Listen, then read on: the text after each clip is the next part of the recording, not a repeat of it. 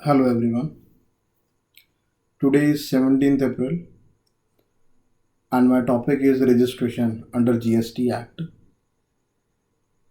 In previous class we have already done section 22 से लेके 22, 23, 24, 25 and 27 sections we have already done in previous class. Rest part we will discuss in this video. Section 26, 28, 29 and 30. 27 हमने last class में कर लिया था. 27 basically special provision relating to casual taxable person and non resident taxable person था. वो हमने previous class में already discuss कर लिया था. कैजुअल टैक्सेबल पर्सन कौन होते हैं, नॉन रेजिडेंट टैक्सेबल पर्सन कौन होते हैं और कैसे कैसे इनको क्या क्या रिक्वायरमेंट पूरी करनी होती हैं रजिस्ट्रेशन के लिए. Now we will discuss section 26, 28, 29 and 30. 26 that called to be a deemed registration. 28 amendment for registration. And 29 cancellation, surrender of registration. 30 cancellation, revocation of registration. Basically section 26 section discuss about deemed registration. जब आप registration के लिए apply करते हो under GST act, you applied for the GST certificate. In which it is not specifically mentioned that you are applying for CGST, SGST, UTGST, IGST और cess. सबके लिए common certificate आपको इशू हो जाता है. स्पेसिफिकली आपको अलग अलग अप्लाई नहीं करना. डीम्ड रजिस्ट्रेशन सेक्शन 26 बस ये बताता है कि रजिस्ट्रेशन जब जीएसटी के अंदर करते हो, it is not specific, which means that there is single registration for all that acts. CGST, SGST, UTGST, IGST and cess के लिए एक सिंगल रजिस्ट्रेशन है जो बताता है हमें section 26, that is called to be a deemed registration. Now discuss section 28 section बात करता है amendment of registration. Amendment registration के अंदर अगर आपने अमेंडमेंट करानी है, अमेंडमेंट कब कराई जाती है, क्यों कराई जाती है, क्या ज़रूरत पड़ती है. अमेंडमेंट कभी भी ज़रूरत पड़ सकती है. जो रजिस्टर्ड टैक्सेबल पर्सन होगा वो अमेंडमेंट कभी भी करा सकता है. बट जीएसटी एक्ट के अंदर रजिस्ट्रेशन की अमेंडमेंट को दो कैटेगरीज में डिवाइड किया गया. हम ये सेक्शन 28 डिस्कस कर रहे हैं. A registered person may need to make some change amendment in the registration application. जैसे फॉर एग्जांपल आप अपना मोबाइल नंबर चेंज कराना चाहते हो, आप ईमेल आईडी चेंज कराना चाहते हो, आप कोई एडिशनल प्लेस ऑफ बिजनेस उसमें ऐड करना चाहते हो, कोई ब्रांच दिखाना चाहते हो, कोई बिजनेस के अंदर और एडिशंस दिखाना चाहते हो कि पहले आप एक ए प्रोडक्ट में डील करते थे, अब आप बी में भी चाहते हो डील करना. तो जो भी कुछ आप चेंजेस करना चाहते हो वो आप चेंज कर सकते हो with the help of amendment of registration. There are two categories of registration application. इसके लिए दो तरह की एप्लीकेशन है. One we have a core fields, another one we have a non core fields. Core fields basically क्या होती हैं, जिसमें आपको टैक्स ऑफिशियल्स की परमिशन लिए बिना आप नहीं कर सकते. Core fields approval from the tax officer is mandatory required. It includes आपने बिजनेस का नाम चेंज करना है, पैन नहीं चेंज करना. नाम चेंज करने का मतलब ये नहीं है कि आप पैन चेंज कर रहे हो, आप अपना ट्रेड नेम चेंज कर रहे हो. आपका पैन नंबर सेम होगा, पैन चेंज नहीं होगा. पैन चेंज हो गया तो फिर दोबारा से रजिस्ट्रेशन करो, ये तो कैंसिल कराना पड़ेगा आपको. कोर फील्ड्स वो फील्ड्स होती हैं basically, it includes legal name of business, addition deletion of stakeholders, partners, principal, additional place add करना. ये कुछ ऐसी इंपॉर्टेंट चीज़ें हैं जिनको कोर फील्ड के अंदर रखा गया. अगर इनमें आप चेंजेस करना चाहते हो, you have to apply for the online apply करना पड़ेगा. कोर फील्ड के लिए भी आपको फिजिकली कहीं नहीं डिपार्टमेंट में जाना, आपको सारा प्रोसेस ऑनलाइन है. जीएसटी पोर्टल पे जाओ, आप अपना ऑनलाइन लॉगिन आईडी डालो, पासवर्ड डालो. जैसी विंडो खुलेगी आप वहाँ पे जाओ, यूज़र सर्विसेज में जाओ, रजिस्ट्रेशन में जाओ, core field non core field आ जाएगा अमेंडमेंट में। तो कोर फील्ड के अंदर ये चीज़ें आती हैं, नाम चेंज करना without change of PAN, addition करना, डिलीशन करना स्टेक होल्डर का, प्रिंसिपल एडिशनल प्लेस ऐड करना, डिलीट करना, वो सारा कर सकते हैं। नॉन कोर फील्ड वो फील्ड्स होती हैं that does not require text official approval but includes all other fields, जैसे इसमें बेसिकली नो रीजंस और डॉक्यूमेंट जर्नल नहीं रिक्वायर्ड होते। ईमेल आईडी चेंज करना, मोबाइल नंबर चेंज करना और कुछ छोटा मोटा चेंज करना, वो मतलब अदर देन कोर फील्ड सारा का सारा नॉन कोर फील्ड में आएगा।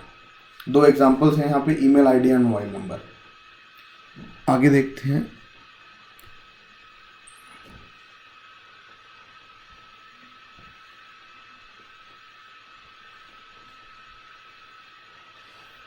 जब आप रजिस्ट्रेशन के लिए जाओगे, मतलब बेसिकली जब आप चेंजेस करोगे कोर के अंदर, कोर या नॉन कोर एरिया के अंदर, वो किस तरह से चेंजेस होंगे। बेसिकली मैंने आपको बताया कोर एरिया के अंदर you need to have a permission of proper officer is required if changes relates to core field of information. अगर कोर एरिया में चेंजेस करने हैं तो आपको परमिशन प्रॉपर ऑफिसर की चाहिए। आप क्या करोगे, कोर एरिया में जाके सबमिट करोगे application within 15 days of change, GST common portal पे। प्रॉपर ऑफिसर के पास जाएगी information, permission to be granted within 15 days, तो आपको सर्टिफिकेट बन के आ जाएगा। Non core area amendment carried out on GST portal, portal पे ही करोगे नॉन कोर एरिया में भी। अगर परमिशन ग्रांट हो गई, सब कुछ ठीक रहा, तो आपको अमेंडेड सर्टिफिकेट आ जाएगा। इफ प्रॉपर ऑफिसर, यहाँ हमने जहाँ बात करी कॉमन पोर्टल में प्रॉपर ऑफिसर ने आपको सर्टिफिकेट दे दिया 15 दिन के अंदर।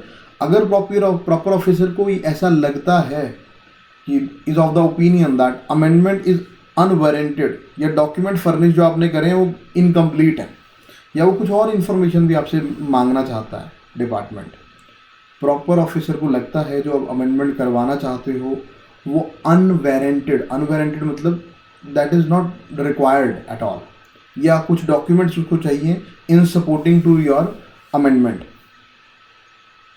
Proper officer will serve a show cause notice why application for amendment should not be rejected। अगर रजिस्टर्ड पर्सन रिप्लाई कर देता है 7 दिन के अंदर, if yes, if reply satisfactory yes, तो विद इन 15 डेज आपको सर्टिफिकेट मिल जाएगा। अगर नहीं करता तो एप्लीकेशन आपकी रिजेक्ट हो जाएगी। बेसिकली बड़ा सिंपल सा तरीका है। कोर एरिया में आपको क्या करना है, नॉन कोर एरिया में क्या करना है। कोर एरिया में आपको सबमिट करना है application within 15 days of change, portal पे ऑनलाइन जाके, but permission of PO is required. Core area में मैंने आपको बताया कोर एरिया में कौन कौन सी चीज़ें आती हैं। नाम चेंज करना, बिजनेस का लीगल नेम चेंज करना, additional place of business add करना, या addition, deletion, retirement of any partner, director, karta, managing director, trustee, आप बोल सकते हो चीफ एग्जीक्यूटिव ऑफिसर, कोई भी अपने बिजनेस के ऐसे इंपॉर्टेंट अफेयर्स को अगर आप चेंज करते हो, that is covered under a core area, and for that you need to have a permission from a proper officer। मतलब your file moves to a proper officer, and after if proper officer is satisfied with your opinion and your submission, he will issue you a certificate.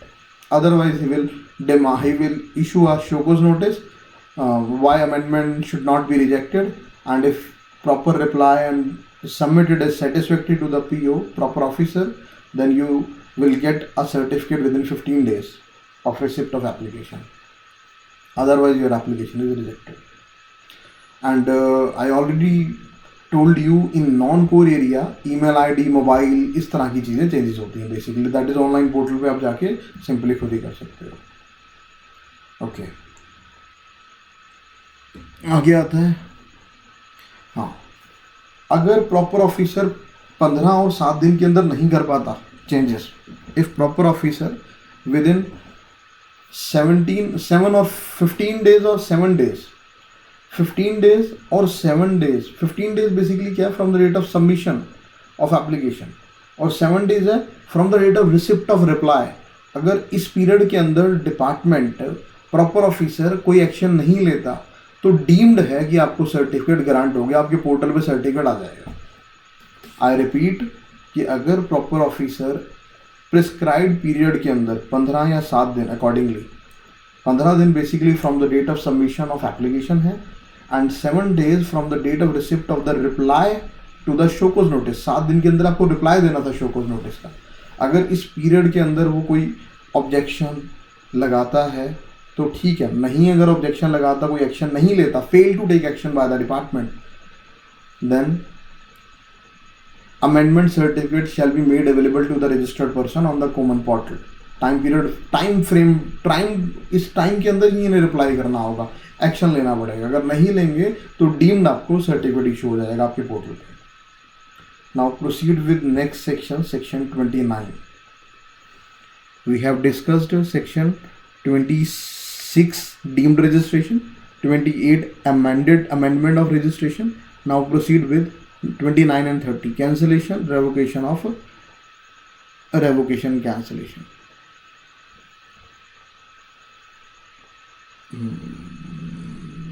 देखिए, cancellation और suspension of registration and revocation of cancellation covered under section 29-30। specifically, the registration granted under GST can be cancelled for specified reason। कोई reason होना चाहिए cancel करने का, बिना किसी reason की कैंसिल नहीं करा जा सकता जीएसटी सर्टिफिकेट। रीज़न कोई भी हो सकते हैं। कैंसलेशन ऑफ रजिस्ट्रेशन, यहाँ देखिए आप, cancellation of registration voluntary by registered person.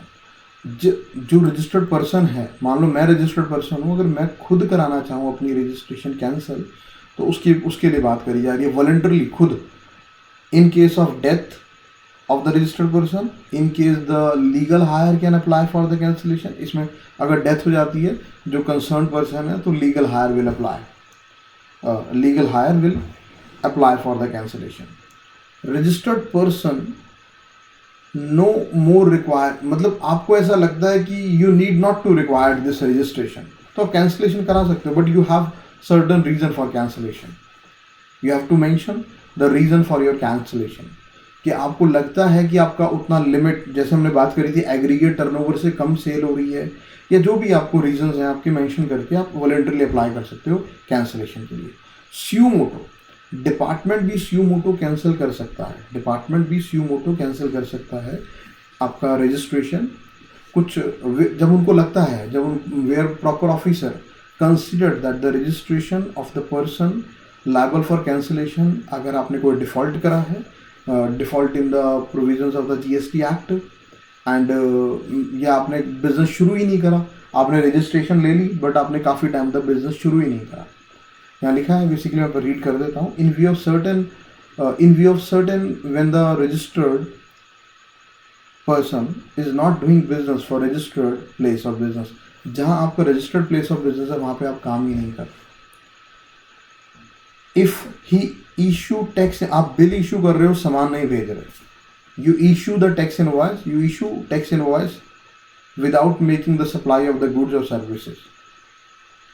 Cancellation दो तरह से होती है, one is a by the registered person himself and another one is a suo motu cancellation by the department.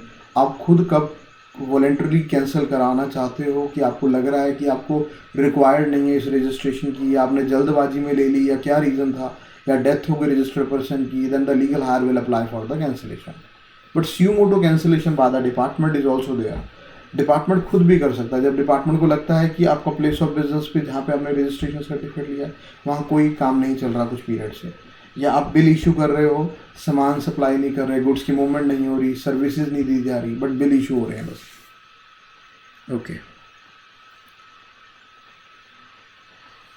circumstances where the proper officer can cancel registration on his own। ऐसा ना, journal अगर हम बात करते हैं cancellation की, आपने business अपना डिसकंटिन्यू कर दिया तब भी कैंसिल करा सकते हो, आपने बिजनेस अपना ट्रांसफ़र कर दिया किसी को तब भी आप कैंसिल कराओगे, अमेलगमेट कर दिया, डीमर्जर कर दिया। There are certain also situations which are covered under voluntary registration, voluntary cancellation by the registered person. या पहले आप इंडिविजुअल में काम कर रहे थे, अब आप पार्टनरशिप में जाना चाहते हो तो भी आपको कैंसिल कराना पड़ेगा इंडिविजुअल लेवल पर रजिस्ट्रेशन। या पार्टनरशिप से कंपनी पे जाना चाहते हो आप, तो पार्टनरशिप वाला कैंसिल करा के कंपनी का नया अप्लाई करना पड़ेगा. देयर आर सर्टेन और more situations which are covered under voluntary registration. Circumstances when the proper officer can cancel registration on his own. कुछ ऐसी सिचुएशंस हैं जहाँ पे प्रॉपर ऑफिसर डिपार्टमेंट अपने अकॉर्डिंगली कैंसिल कर देगा आपका रजिस्ट्रेशन. वो सिचुएशन कौन कौन सी हैं? First one is a registered person has contravene the prescribed provisions. जो रजिस्टर्ड पर्सन है जिसने रजिस्ट्रेशन करवाई है उसने प्रोविजंस कॉन्ट्रावेन करे हैं. फॉर एग्जाम्पल कौन से? सेक्शन 21 रूल कहता है कि आपने बिजनेस ही नहीं कंडक्ट करा, आपने बिजनेस नहीं कंडक्ट करा. एक मिनट बस, just a minute.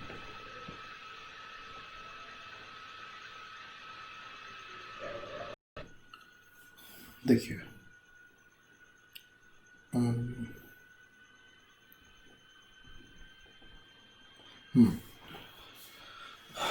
Proper officer भी कैंसिल कर सकता है रजिस्ट्रेशन. और कौन से सिचुएशंस में प्रॉपर ऑफिसर कैंसिल करेगा आपका रजिस्ट्रेशन?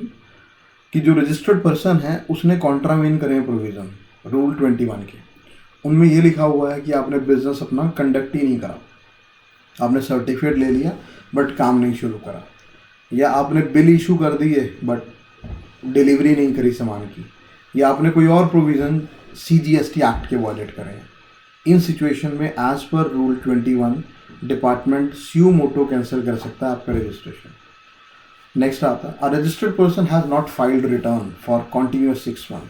6 महीने तक आपने रिटर्न फाइल ही नहीं करी.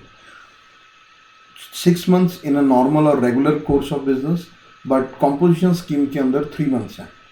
3 मंथ्स फॉर कॉम्पोजिशन सप्लाई. अगर उन्होंने फाइल नहीं करी तो उसका भी डिपार्टमेंट कैंसिल कर सकता है. Voluntary registration person shall not commence the business within 6 months from the date of registration already discussed. Registration was obtained या आपने registration जो ली है वो fraud, willful default, misstatement या suppression of facts के basis पे ली है. ये 4 reasons हैं जिसमें डिपार्टमेंट खुद कैंसिल कर सकता है. प्रॉपर ऑफिसर अपनी मर्जी से कैंसिल कर सकता है. हमने डिस्कस करा 2 तरह की कैंसिलेशन है. One is cancellation by the registered person himself. उसमें केसेस क्या होंगे? डेथ होना, पहला रीज़न आ गया. डेथ हो गई उस रजिस्टर्ड पर्सन की, उसने बिजनेस डिसकंटिन्यू कर दिया, बिजनेस ट्रांसफ़र कर दिया, अपना अमेलगमेट कर दिया, डीमर्जर कर लिया, या कॉन्स्टिट्यूशन चेंज कर लिया उसने अपना, इंडिविजुअल से पार्टनरशिप से कंपनी या चेंजेस कर ली. इनके रीज़न में वॉलंटरी आप अप्लाई कर सकते हो रजिस्ट्रेशन कैंसिल के लिए voluntarily. But there are second one cases that when department can cancel registration on his own, कि जहाँ पे आपने कोई प्रोविज़न वायलेट करे हैं या आपने 6 महीने तक रेगुलर कोर्स में रिटर्न नहीं भरी in a composition 3 months and voluntary registration, voluntary registered person has not commence business. 6 महीने तक आपने काम ही नहीं करा अपना, या आपने जो रजिस्ट्रेशन ली थी डिपार्टमेंट से फ्रॉड, मतलब you obtain registration bye means of fraud, willful misstatement or suppression of facts. Second, another one is that suspension of registration. Next topic है हमारा suspension of registration. इसमें आता है where registered person has applied for cancellation, the registration shall be deemed to be suspended from the date of submission of application. जिस दिन आप apply करते हो उस डेट से, या date from which the cancellation is sought, whichever is later, जो दोनों में से लेटर बाद में डेट होगी उस डेट से registered person has applied for, मतलब डीम टू बी सस्पेंडेड. ये बेसिकली डेट देख रहे हैं कब से आपका रजिस्ट्रेशन सस्पेंड हुआ. Pending the completion of proceeding for cancellation of registration. अभी प्रोसीडिंग पेंडिंग है, अभी सारा कुछ प्रोसेस होना है. Where cancellation of the registration has been initiated by the department. Department अगर अपनी मर्जी से करता है cancellation, where the proper officer has reason to believe that the registration of a person is liable to be cancelled, he may after affording the said person a reasonable, आपको एक reasonable opportunity दी जाएगी suspend करने से पहले, the registration of such person with effect from the date of determined by him. Discuss करा जाएगा. Department जब भी कैंसिल करेगा आपको एक अफोर्डेबिलिटी देगा, आपको रीजनेबल अपॉर्चुनिटी देगा, आपसे डिस्कस करेगा, उसके बाद डिपार्टमेंट कैंसिल करेगा registration. Registered person whose registration has been suspended as above shall not make any taxable supply। जिसका अभी देखो कैंसलेशन पूरा नहीं हुआ, कैंसलेशन अभी प्रोसेस में चलेगा, बट जब आपने अप्लाई कर दिया वो सस्पेंड कर देंगे आपका। जब उन्होंने सस्पेंड कर दिया डिपार्टमेंट ने, तो you need not to make any taxable supply, आपको कोई टैक्सेबल सप्लाई नहीं करनी, and shall not be required to furnish any return. Section 39 के अंदर रिटर्न जाती हैं जीएसटी की, वो रिटर्न भी फर्निश नहीं, ना आपने कोई टैक्सेबल सप्लाई करनी है, ना आपने कोई रिटर्न फर्निश करनी है। आगे आता है, the suspension of registration shall be deemed to be revoked upon completion of cancellation. आपका suspension of registration shall deem to be revoke कर लिया जाएगा of the cancellation, completion of cancellation proceeding by the proper officer.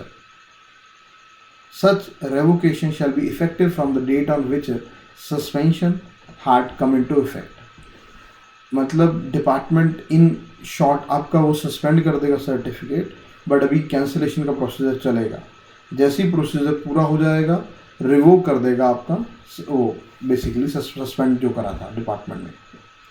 Basically cancellation के लिए there are certain criteria for cancellation where the register. दो बातें हैं, अगर आपने खुद अप्लाई करा रजिस्ट्रेशन कैंसिल के लिए या प्रॉपर ऑफिसर ने करा। अगर खुद अप्लाई करा, registered person seeking cancellation apply for the same with in 30 days of the, जब आपको लगा वो उस इवेंट से 30 दिन के अंदर आपको अप्लाई करना पड़ता है। जब आपको लगा कि आपको नहीं रिक्वायर्ड रजिस्ट्रेशन या डेथ हो गई जिस डेट से, उसके 30 दिन के अंदर करना होता है।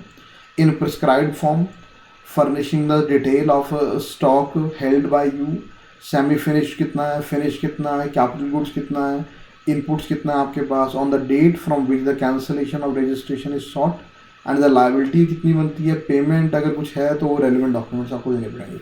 जब आप खुद अप्लाई करते हो कैंसिलेशन के लिए तो सर्टेन प्रोसीजर है, वो प्रोसीजर ये बताता है बेसिकली। वो प्रोसीजर क्या है, वो कहता है कि for cancellation registered person seek cancellation he has to apply within 30 days from the death, या जो भी इवेंट होगा। एक प्रेस्क्राइब्ड फॉर्म में करना है आपको इनपुट्स की डिटेल देनी पड़ेगी, स्टॉक की, कैपिटल गुड्स की, लायबिलिटी की, कितना टैक्स पे कर दिया, कितना बैलेंस है, कितना इनपुट है, कितना कैपिटल गुड्स है, वो सब बताना पड़ेगा। प्रॉपर ऑफिसर इशू करेगा order of cancellation with in 30 days of the application. जब आप एप्लीकेशन दोगे उसके 30 दिन के अंदर प्रॉपर ऑफिसर ऑर्डर इशू कर देगा। Where proper officer cancel the registration, यहाँ पे डिपार्टमेंट खुद कैंसिल कर रहा है तो वो 7 दिन का टाइम देगा। Show cause notice proceeding shall be dropped, अगर आपने प्रॉपर रिप्लाई दे दिया। मतलब डिपार्टमेंट जब भी कैंसिल करने की बात करता है तो वो एक नोटिस इशू करेगा, शोकोज नोटिस 7 दिन का टाइम देगा। 7 दिन में अगर आप रिप्लाई दे देते हो and that is satisfactory reply to the department, तो ड्रॉप कर देता है प्रोसीडिंग ऑफ कैंसिलेशन। अगर where instead of replying to the show cause notice, या आपने सारी रिटर्न भर दी, टाइम टैक्स जमा करा दिया, लेट इंटरेस्ट भी सब कुछ कर दिया, तब भी ड्रॉप कर देगा। On another side, cancellation order shall be issued within 30 days of the reply to the show cause notice where registration is liable to be cancelled। 30 दिन के अंदर आपको नोटिस आके कैंसिल हो जाएगा, ऑर्डर कैंसिलेशन ऑर्डर इशू हो जाएंगे basically. जब डिपार्टमेंट को आपने रिप्लाई नहीं दिया या रिप्लाई दिया that is not satisfactory to the department, ना रिटर्न भरी काफ़ी पीरियड से आपने, तो डिपार्टमेंट कैंसिल कर देगा आपको एक बार नोटिस और टाइम 7 दिन का देने के बाद।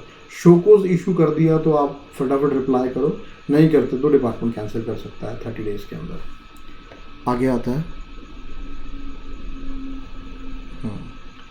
Revocation of cancellation. एक बार कैंसिल कर दिया डिपार्टमेंट ने, अब रिवोक कैसे होगा?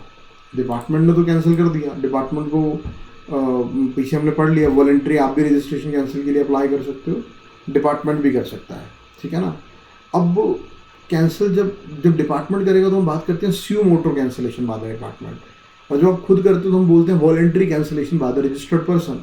Okay, now we proceed with revocation of cancellation. अब आपका कैंसिल हो गया सर्टिफिकेट, तो अब रिवोक कैसे होगा, वापस कैसे ठीक होगा? बिकॉज आप तो पता नहीं 20-50 साल से काम कर रहे थे अपना, अब इतना पुराना काम चल रहा था तो वैसे ही चलना चाहिए सारा कुछ। थोड़ा सा अगर गलती हुई है तो डिपार्टमेंट ने कैंसिल कर भी दिया तो उसको उसी डेट से रिवोक भी तो कराना है हमने, बिकॉज नया अप्लाई करोगे तो डिपार्टमेंट नया भी नहीं देगा आपको, ठीक है ना। ये एक तरह से एक लीगल लाइसेंस है, आपको एक लाइसेंस दे दिया, या तो वो लाइसेंस आपका कैंसिल होगा तो नया अप्लाई होगा, जब ये चल रहा है तो आपको दोबारा नहीं मिल सकता। अब पॉइंट आता है कि डिपार्टमेंट ने कैंसिल कर दिया तो अब आप रिवोक कैसे कराओगे उसको डिपार्टमेंट से। कहता where the registration is cancelled suo motu by the department, proper officer the taxable person can apply within 30 days। आप 30 दिन के अंदर अप्लाई करो जैसे ही कैंसिल हुआ, of the service of cancellation order requesting the officer for revoking the cancellation order. उन्हें आप request करो कि आपका कैंसलेशन ऑर्डर रिवोक कर दिया जाए। 30 days का टाइम पीरियड है, विद इन 30 days आपको पता लग गया आपका कैंसिल हो गया, 30 दिन के अंदर आप लेटर लिख के डिपार्टमेंट को दो कि मेरा कैंसलेशन रिवोक कर देना चाहिए, बिकॉज मैंने अपने सारी पेंडिंग रिटर्न्स भर दी हैं, सारी लाइबिलिटीज़ जमा करा दी हैं, या मेरा सफिशिएंट ग्राउंड था उस टाइम पे, मैं रिप्लाई नहीं कर पाया, जो भी आप अपना लिख के सिचुएशन आप डिपार्टमेंट को रिक्वेस्ट करो that you have make your default good, to make good the default basically. If satisfied the proper officer will revoke the cancellation. जो डिपार्टमेंट ने कैंसिलेशन करी है अगर वो सेटिस्फाई हो गया तो वो कैंसिल कर देगा earlier order. However if the officer conclude to reject the request for revocation of cancellation he will first observe the principle of natural justice. एक नोटिस दिया जाएगा to the person hearing him on the issue,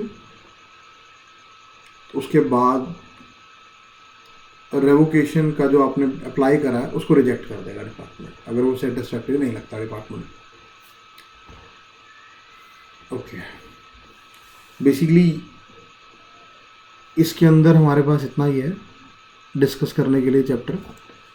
आप एक बार अपना module से discuss करना, पढ़ना, एक बार रीड करना सारा का सारा, कुछ एग्जाम्पल सिचुएशंस होंगे उसके अंदर, वो आप रीड करोगे तो जो भी डाउट जैसे भी होगा हम डिस्कस करेंगे नेक्स्ट में। इस चैप्टर के अंदर रजिस्ट्रेशन के अंदर इतना ही था, हमने इसके अंदर सारे सेक्शंस अपने कवर कर लिए हैं। बेसिकली हमने लास्ट वीडियो और इस वीडियो के अंदर 22 से लेकर 30 तक सीक्वेंस वाइज सेक्शन करे हैं सारे।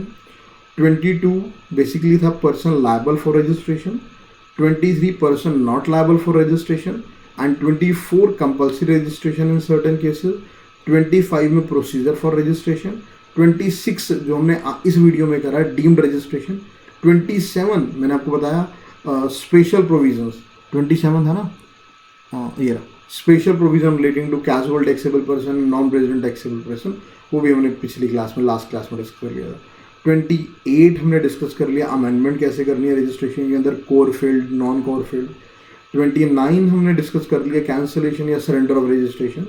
Section 30 revocation of cancellation of registration, ये रिवोक कैसे कराओगे आप जब एक बार डिपार्टमेंट कैंसिल कर देगा रजिस्ट्रेशन आपकी, 30 डेज के अंदर आप अप्लाई करोगे।